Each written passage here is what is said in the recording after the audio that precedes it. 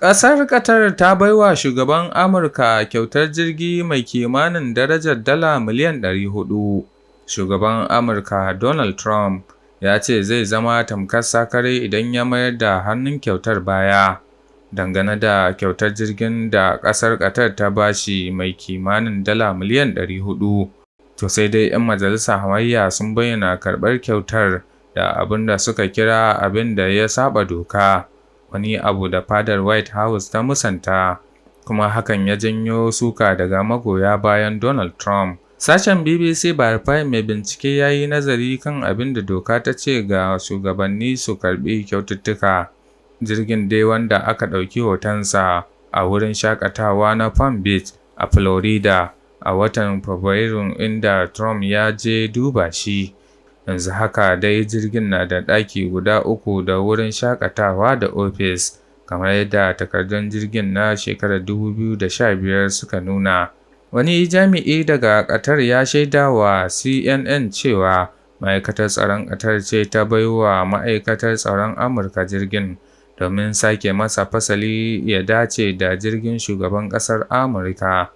Sai dai kuma masana na cewa sakewa jirgin fasali domin dacewa da shugaban Amurka ka iya ɗaukar shekaru, kuma abin da hakan ke nufi shine sai bayan mulkin Trump ne sake fasalin ka iya kammaluwa. Trump dai ya ce jirgin zai shiga jerin ɗakinsa na kayan shugaban ƙasa bayan ya bar ofis, inda ya ce ba zai ci gaba da amfani da jirgin ba bayan kammala wa'adin mulkin nasa.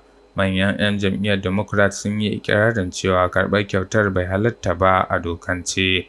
Ɗan majalisar dattawa Adam Schiff ya karanto wani tsagi na kundin tsarin mulkin Amurka da ya ce bai dace mutum da ya kasance zaɓaɓɓe ba ya karɓi kowane irin kyauta daga wani shugaba na wata ƙasar waje ba tare da amincewar 'yan majalisa ba.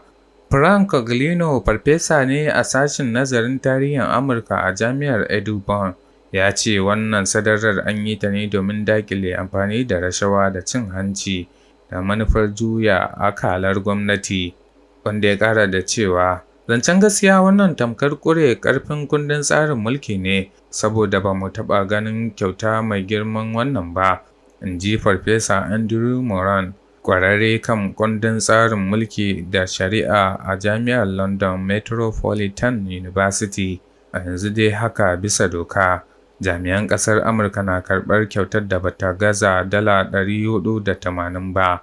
Duk da cewa dai Donald Trump ya ce jirgin zai tafi ɗakin ajiyar kayansa, ƙwararru na cewa hakan na nufin za a ajiye shi a gidan tarihinsa ne idan ya kammala wa'adinsa.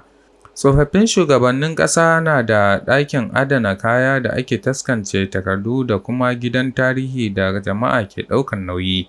Ƙwararru da sashen BBC Verify ya yi magana da su sun ce za a iya baiwa gwamnati jirgin ba shugaban ƙasar da ke kai ba, kafin daga bisani ya miƙa shi zuwa gidan adana tarihi, wanda hakan ba lallai ya saɓa wa tanade-tanaden kundin tsarin mulki ba.